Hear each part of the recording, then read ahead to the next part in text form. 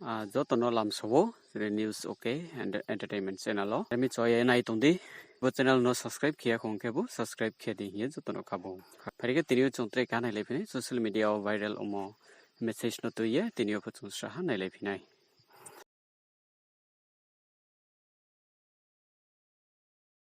এই তিনটি শক্তিশালী আঞ্চলিক দলের কিছু বৈশিষ্ট্য আইপিএফটি সংবিধানের 2 এবং 3 নং ধারাকে ভিত্তি করে এই টিপ্রাল্যান্ডের দাবি গঠন করা হয়েছে রাজ্যের সমস্ত এডিসি এরিয়াকে কেন্দ্র করে এই টিপ্রাল্যান্ডের মানচিত্র তৈরি করা হয়েছে কিন্তু জনগণের কাছে প্রশ্ন হয়ে দাঁড়িয়েছে শুধুমাত্র এডিসি এরিয়াকে যদি টিপ্রাল্যান্ড হিসেবে গঠন করা হয় তাহলে এডিসির বাইরে যেসব অঞ্চলগুলি রয়েছে সেটা কোথায় প্রশ্ন হচ্ছে কেন ওরা রাজ্যে টিপ্রাল্যান্ডের দাবি তুলেছিল কারণ টিপ্রাসারা বেআইনি বিদেশিদের দ্বারা নিজ ভূমিতে অসহায় অত্যাচার এবং নির্যাতনের শিকার হয়েছে তাই টিপ্রাল্যান্ড দাবি তুলেছে তাহলে এই বেআইনি বিদেশিরা কি রাজ্যের নাগরিকত্ব পেয়েছে আমরা সকলেই জানি রাজ্যের লক্ষ লক্ষ বেআইনি অভিবাসীরা এখনো দেশের নাগরিকত্ব পায়নি কারণ সিএএ রাজ্যসভা এবং লোকসভায় পাস কিন্তু এখনো বাস্তবায়িত করা হয়নি অর্থাৎ সেই লক্ষ লক্ষ বহিরাগতরা এখনো বেআইনি অভিবাসী তাদের রাজ্যে নাগরিকের অধিকার নেই তাহলে এই টিপ্রাল্যান্ডের নেতারা কেন বিদেশিদের বিরুদ্ধে মামলা দায়ের করে বিদেশির জন্য কেন নিজের রাজ্যকে ভাগ করতে আগ্রহী হলো তাহলে টিপ্রাল্যান্ড দাবি করা মানে বেআইনি অভিবাসীকে ভূমিপুত্র হিসাবে স্বীকার করে নেওয়া তাই রাজ্যের জনগণ এই টিপ্রাল্যান্ড দাবিকে সম্পূর্ণভাবে ছেড়ে দিয়েছে এখন টিপ্রা গ্রেটার টিপ্রাল্যান্ড যা রাজ্যের এবং বিদেশের যে কোনো প্রান্তে টিপ্রাসা সম্প্রদায়ের লোকেরা শুধুমাত্র সেই সব স্থানকে নিয়েই গ্রেটার টিপ্রাল্যান্ডের দাবি অর্থাৎ ন্যাশনাল এবং ইন্টারন্যাশনাল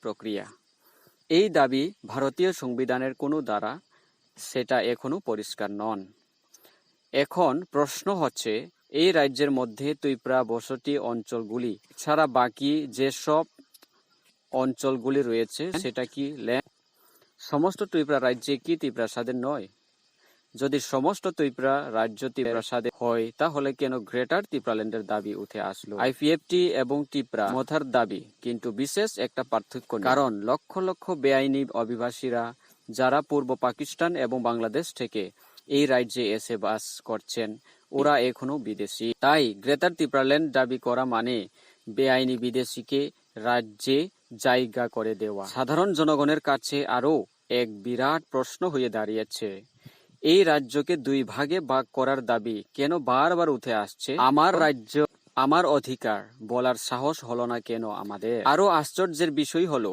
গ্রেটার টিপ্রাল্যান্ড এর মূল দাবি মহারাজা প্রদ্যুৎ কিশোর মাণিক্য বাহাদুর তিনি নিজেই এই সমস্ত রাজ্যের বুবাগরা হয়ে কেন টিপ্রাল্যান্ড এর দাবি করেছেন তা চিন্তার বিষয় হয়ে দেখা দিয়েছে এই রাজ্যে এনআরসিকে আটকানোর জন্য কি মহারাজার মাধ্যমে গ্রেটার টিপ্রাল্যান্ডের দাবি আনা হয়েছে এই দাবিকে রাজ্যের উপজাতি এবং বাঙালি উভয় সম্প্রদায়ের লোকেরা কেন সমর্থন করছে এই গ্রেটার টিপ্রাল্যান্ড কি দেশি বিদেশি উভয় সম্প্রদায়ের স্বার্থে কি করা হয়েছে বেআইনি বিদেশিদের বিরুদ্ধে কোনো তাদের শব্দ নেই শিক্ষিত এবং বুদ্ধিজীবী লোকেদের প্রতি এই বিষয়ে অতি সত্বর পর্যবেক্ষণ করে দেখার অনুরোধ রইল টিপিএফ এর ডিমান্ড হলো বেআইনিভাবে যারা লক্ষ লক্ষ এই রাজ্যে এসেছেন তাদেরকে এনআরসির মাধ্যমে ভারতের সংবিধানের 6 নং ধারা তাদেরকে detect delete detain and deport করাই একমাত্র উদ্দেশ্য তাই আওয়ার ল্যান্ড আওয়ার রাইটস আদর্শকে লক্ষ্য করে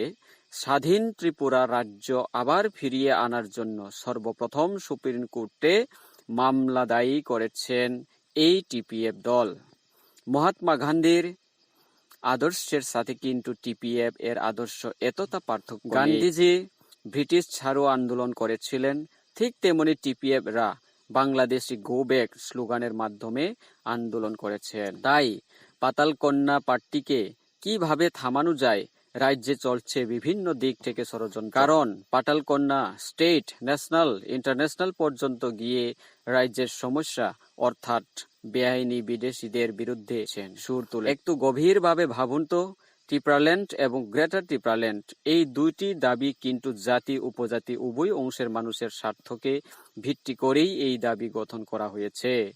তাই দেশি এবং বিদেশি উভয় পক্ষের মানুষেরাই এই দাবিকে সমর্থন করছে। কিন্তু টিপিএফ দলের আদর্শকে কেবলমাত্র উপজাতি অংশের মানুষেরাই কেবল সমর্থন করছে। তার একটাই কারণ, এই দল সম্পূর্ণ বিদেশি বিরোধী এবং বাংলাদেশি গো ব্যাক স্লোগানের সাথে আন্দোলন তুলছে। তাহলে এই রাজ্যে 70 বছর ধরে যে রিজনাল পার্টিরা এসেছে তাদের মধ্যে টিপিএফ একটি পার্টি সব থেকে ব্যতিক্রম দেখা দিয়েছে। তাই প্রথমে ধন্যবাদ জানাই পাতালকন্যা জমাতিয়াকে, যিনি একজন টিপ্রা নেত্রী হিসাবে এত বৃহৎ আন্দোলনের ডাক দিয়েছেন। পাতালকন্যা এখন পর্যন্ত কি করেছেন তা দুঃখনীয় হবার বিষয় নয়, কিন্তু তিনি একজন মহিলা হয়ে যে বৃহত্তর আন্দোলন গড়ে তুলেছেন তা আমাদের কাছে কৃতজ্ঞ। তাই টিপ্রাসাদের কাছে আমার অনুরোধ, আমাদের অস্তিত্ব এবং পরবর্তী প্রজন্মকে বেঁচে রাখতে হলে আমাদের সঠিক আন্দোলনের পথ বেছে নিতে হবে এবং অন্যায়ের বিরুদ্ধে সুর তুলতে হবে। হামবাই। Some features of these three strong regional teams, IPFT. This Tipraland's claim is based on Articles 2 and 3 of the Constitution. The map of Tipraland is based on all the ADC areas in the state. But the question for the people is, if only the ADC area is formed as Tipraland, then where are the areas outside the ADC? The question is, why did they claim Tipraland in the state? Because Tiprasa was helpless, oppressed and tortured on their own land by illegal foreigners. So Tipraland demanded. Then did these illegal foreigners get the citizenship of the state? We all know that millions of illegal immigrants in the state have not yet got the citizenship of the country because the CAA passed in the Rajya Sabha and Lok Sabha but has not yet been implemented, meaning that those millions of illegal immigrants still do not have civil rights in their state.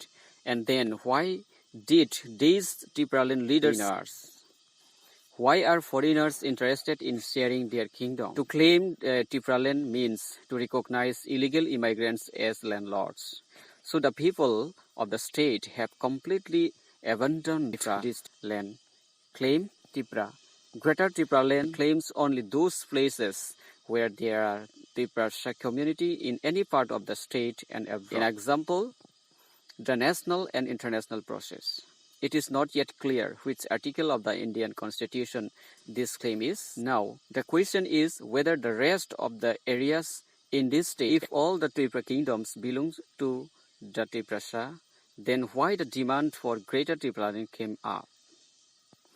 IPFT and Tripura had claimed, but there is no special difference because millions of illegal immigrants who came to this state from East Pakistan and Bangladesh are still foreigners. So, to claim Greater Tipraland means to place illegal immigrants in the state. So, to claim Greater Tipraland means to place illegal in the state. Another big question for the common people is, why the demand to divide this state into two parts is coming up and again and again? Why did not our state dare to say my rights?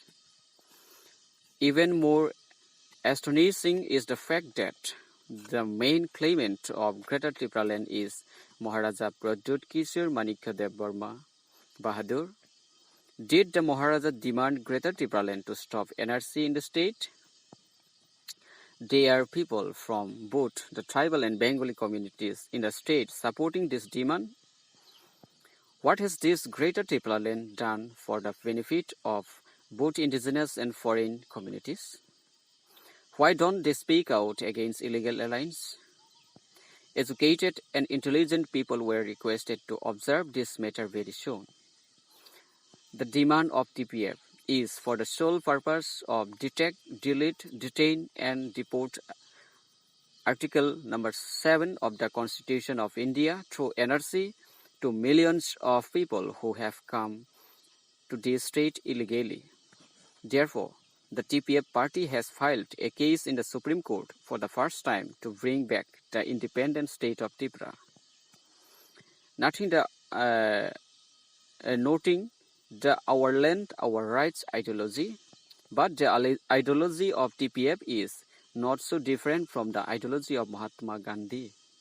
Just as Gandhiji made a movement to leave the British, the TPFs are making a movement with the Bangladeshi Go Back slogan. So there are conspiracies going on in the state from different sides on how to stop the underworld party, because the underworld girl has gone to the state, national, international, and raised the tune against the problem of the state. In example, illegal foreigners. Think a little deeper. These two demands are based on the interest of the people of both ethnic and tribal groups. So the demand is supported by the people on both the domestic and foreign sides. But the ideology of the TPF is supported only by the people of the tribal areas. The only reason is that this party is completely anti-foreign and is raising movement with the slogan Bangladeshi Go Back.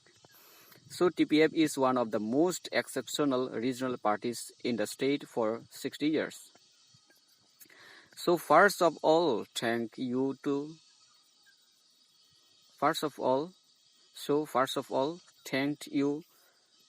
Patal Konna Jamatia, the daughter of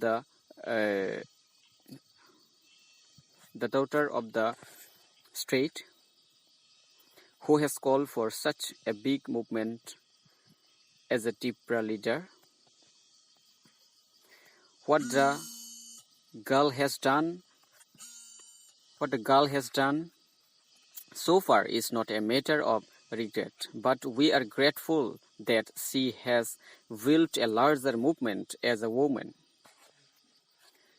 So my request to Tripura is that in order to survive our existence and the next generation, we have to choose the right path of movement and raise the tune against injustice. Hambai.